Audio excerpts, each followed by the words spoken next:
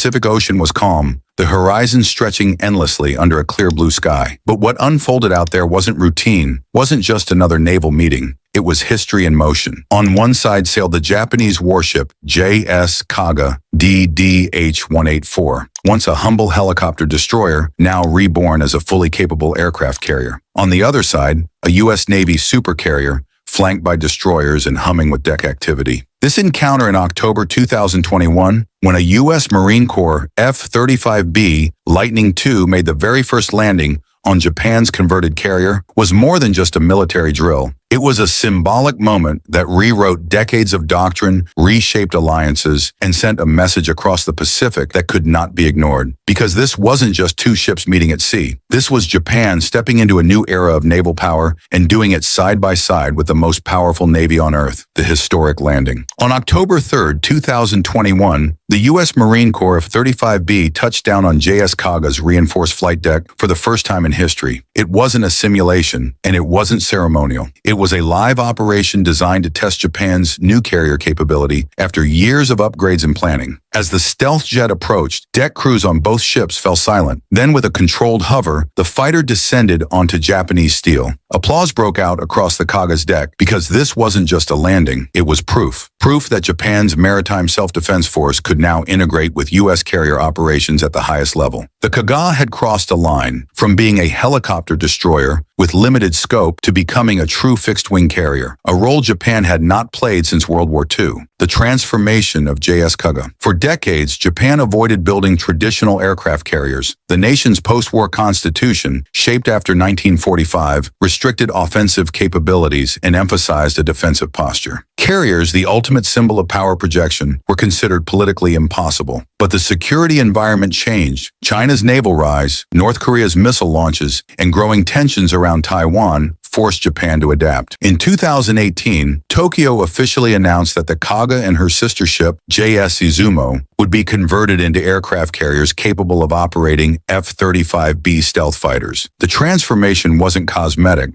The Kaga's bow was reshaped for flight operations, her flight deck reinforced with heat-resistant coatings to handle vertical takeoff and landing, and her navigation and communication systems upgraded for full interoperability with U.S. Navy protocols. By 2021, she was ready not just as a support vessel, but as a frontline strike platform. Training as one strike group. The landing was only the beginning. What followed was a joint exercise unlike any before. U.S. and Japanese flight crews coordinated launches, recoveries, and cross-deck operations. A Japanese pilot, guided by an American landing signal officer, landed cleanly on the U.S. carrier. In return, a U.S. Marine Corps pilot touched down on the Kaga. This wasn't symbolic. It was operational integration. Both navies demonstrated that they could fight as one carrier strike group, with radar networks synced, communications aligned, and deck crews moving in perfect choreography despite cultural and language differences. Even the smallest hiccups, like a brief miscue with aircraft chocks on the Kaga, were solved instantly, showing that both sides could adapt under pressure. Why this matters? This moment wasn't about showing off hardware. It was about signaling unity and readiness. By demonstrating seamless integration, the U.S. and Japan made it clear to the world, especially to China, that they could project power together. The People's Liberation Army Navy, PLAN, which has been rapidly expanding its own carrier program with ships like the Shandong and Fujian, was certainly watching. Satellites captured every movement. For Beijing, this was more than two ships. It was a potential allied carrier force, something far more threatening than a single U.S. carrier operating alone. Because two carriers mean dual flight decks, overlapping air cover, extended range, and shared intelligence. It's not just addition, it's multiplication. The symbolism of rebirth. The rebirth of the Kaga carries a weight of history that can't be ignored. The original Kaga was once a proud flagship of the Imperial Japanese Navy, only to meet its fiery end at the Battle of Midway in 1942, a moment that symbolized Japan's fading dominance in the Pacific during World War II. Now, nearly 8 decades later, a new Kaga sails the seas, but its mission is very different. No longer a weapon of conquest, this modern carrier stands as a vessel of partnership, operating side by side with the U.S. Navy in a display of unity rather than rivalry. This transformation reflects the dramatic evolution of Japan's post-war identity. For decades, Article 9 of its constitution constrained Japan to a pacifist role, focusing mainly on self-defense. But the growing pressures of China's naval rise, North Korea's missile launches, and instability in the Taiwan Strait have reshaped Japan's approach. The new Kaga is more than steel and flight decks. It's a declaration that Japan is prepared to shoulder greater responsibility in regional security. The old limits of pacifism are giving way to a doctrine of proactive defense. Beyond strategy, the symbolism runs deep. By resurrecting the name Kaga, Japan acknowledges its past but redefines its meaning for a new era. The carrier is no longer a reminder of wartime aggression, but a sign of renewal, resilience, and readiness. Sailing with American strike groups, the new Kaga represents both Japan's resurgence as a maritime power and its commitment to stability in the Indo-Pacific. It is history rewritten not as a return to the old ways, but as proof that rebirth can carry both memory and purpose into the future. The bigger picture. This wasn't an isolated drill. It was part of a larger Indo-Pacific strategy. At the same time, US, Japanese, and even European navies, including France and the UK, conducted coordinated movements across contested waters like the South China Sea and Philippine Sea. The message was clear. The Pacific would not be dominated by a single power. Instead, it would be safeguarded by alliances. The